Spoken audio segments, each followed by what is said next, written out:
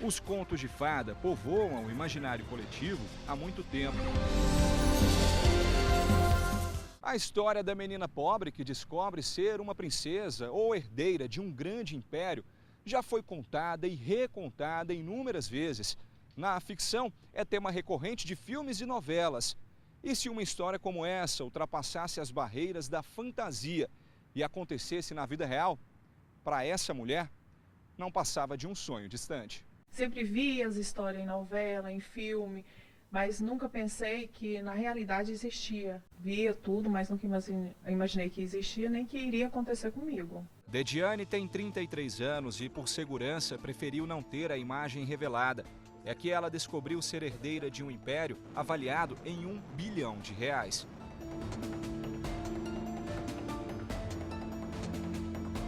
Tudo aconteceu há 5 anos. Moça pobre, criada em uma cidade no interior de Goiás, com quase 28 anos, ela se viu sem dinheiro, abandonada pelo marido e com 2 filhos pequenos para criar. Foi então que a mãe revelou um segredo que ficou guardado por quase 3 décadas. Eu estava com 28 anos, tinha terminado de sair de uma separação, minha mãe me chamou. Assim, ela viu o que eu estava passando com os meus filhos, 2 crianças pequenas. Ela viu que eu estava passando por dificuldade na minha separação. Sentei com ela e falou assim, minha filha, tem uma coisa para te contar. Eu ainda brinquei com ela, mãe, se for mais uma bomba, a senhora não precisa contar. Porque já passando pela dificuldade da separação, aí ela pegou e falou assim, você não é filha do seu pai. O pai biológico de Dediane era o seu Sebastião Flor, um dos maiores agropecuaristas do Brasil.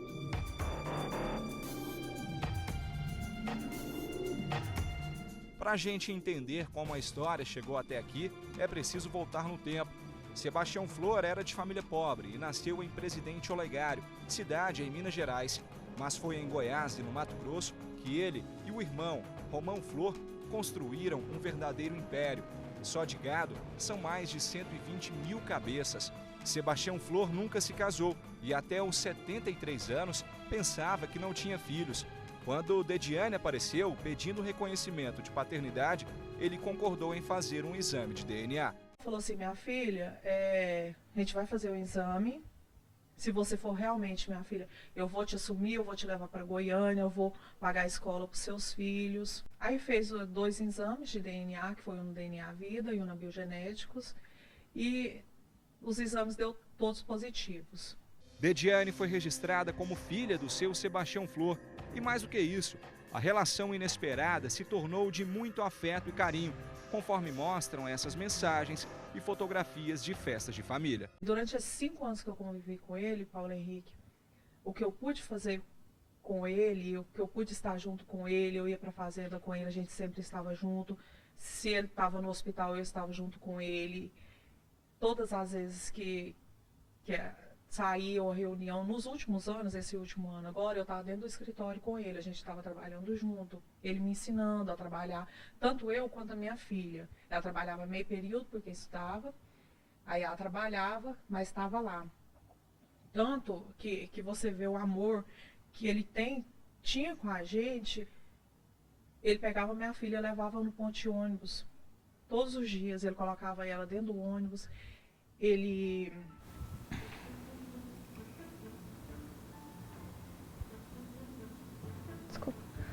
Seu Sebastião Flor e Dediane tiveram 5 anos para construir uma relação que durante quase 3 décadas era desconhecida para os dois.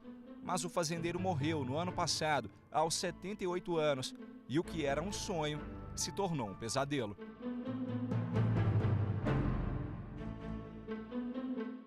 Todo o patrimônio do agropecuarista era em sociedade com o irmão, Romão Flor. Ele se tornou inventariante no processo de partilha e a primeira providência foi proibir a entrada de Dediane nas propriedades da família. É só eu que não é poder entrar? As outras pessoas podem entrar? Só que não, aí não vem ninguém dele. Não, não veio ninguém, mas o que ele falou foi eu. Para mim não entrar. Mas mais ninguém entrou. Ele falou que não é para Dediane nem para os filhos dela entrar? Não falou Dediane, não. Só falou? Dediane conta ainda que precisava pedir pequenas quantias em dinheiro para o tio. Eu tinha que ligar mais ou menos 20 vezes, e todas as vezes fica falando, ele não podia falar, tinha que ficar pedindo para funcionário, tipo city passe, para diarista, dinheiro de diarista da semana, dinheiro para me pagar meu cartão. Então, assim, sempre teve esse transtorno. Ligava, às vezes não conseguia falar com ele, ai, não tem dinheiro, não sei o que tem, mas todas as vezes eu passava por esse transtorno. Como administrador dos bens do falecido irmão, Romão Flor contratou um escritório de advocacia. Coincidência ou não, a empresa foi aberta no dia 21 de maio do ano passado, apenas 11 dias após a morte de Sebastião Flor e um dia depois que Romão se tornou inventariante. O que mais chama a atenção são os honorários pagos para o advogado com o dinheiro do espólio. Nós tivemos acesso a cópias de cheques de 900 mil e até de 1.700.000 reais.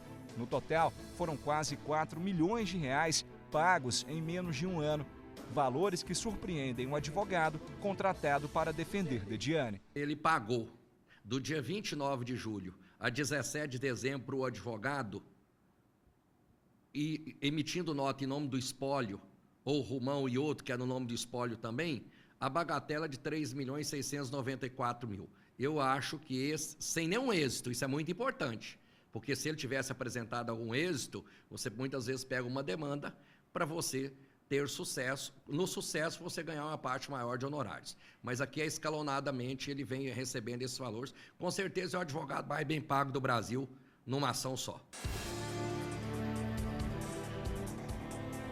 Nós viemos até Anicuns, cidade que fica a cerca de 80 quilômetros de Goiânia.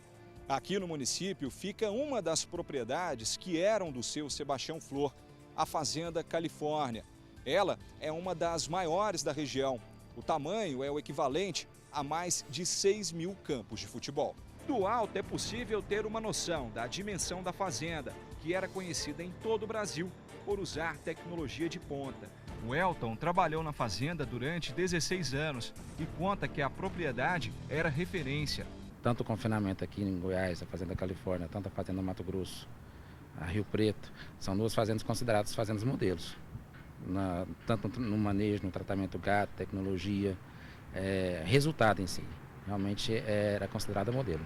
Juverson também trabalhou 10 anos na fazenda e diz que os irmãos construíram um verdadeiro império no agronegócio.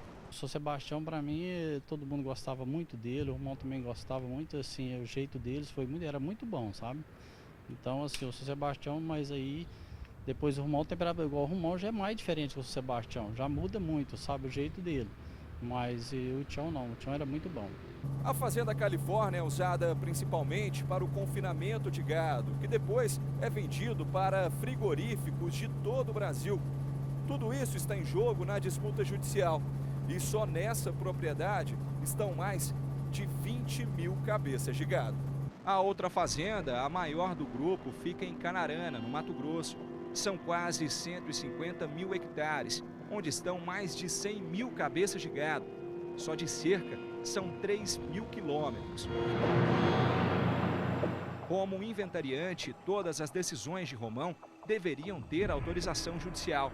Mesmo assim, mais de 100 milhões de reais em gado já teriam sido vendidos sem autorização do juiz. Ele tem que, primeiro, nos ouvir, para depois autorizar. E ele está vendendo aproximadamente 120 milhões, ou seja, mais de 50 mil cabeças de gado, sendo 20 mil vacas de cria, quer dizer, numa atividade cria, recria, engorda, e você mata as matrizes, como ele está vendendo, do que vai sobreviver? Então, o interesse dele é acabar com o ramo de pecuária que os deixaram rico.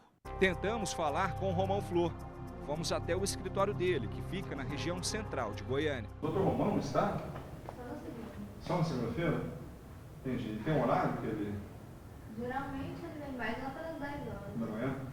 Mas hoje ele não volta mais, né? Não. Ah, então tá. Voltamos na semana seguinte e, mais uma vez, não tivemos acesso a ele. Ele está em reunião? Será que ele espera ou ele... Tem como ele voltar agora? Ah, mas mais hoje ainda ou outro dia?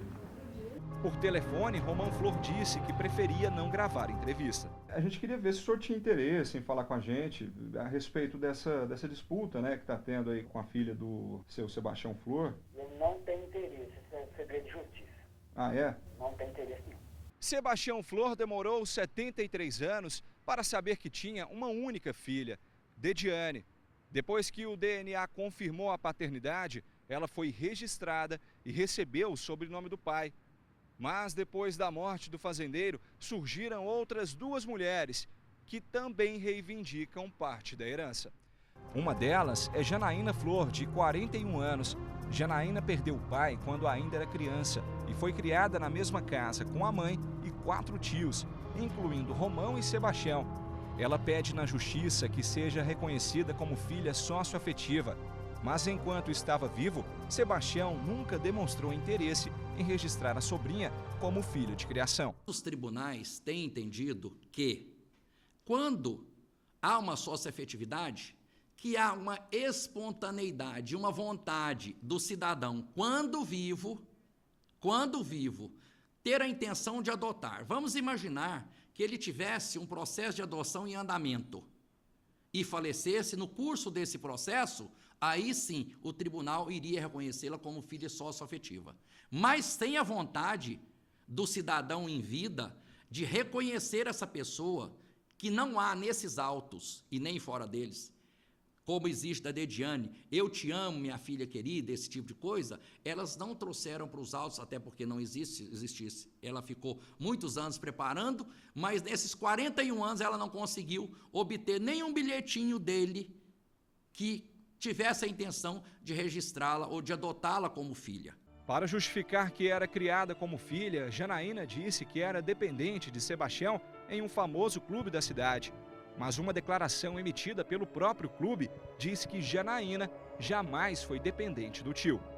Tentamos entrar em contato com Janaína, mas ela não foi localizada.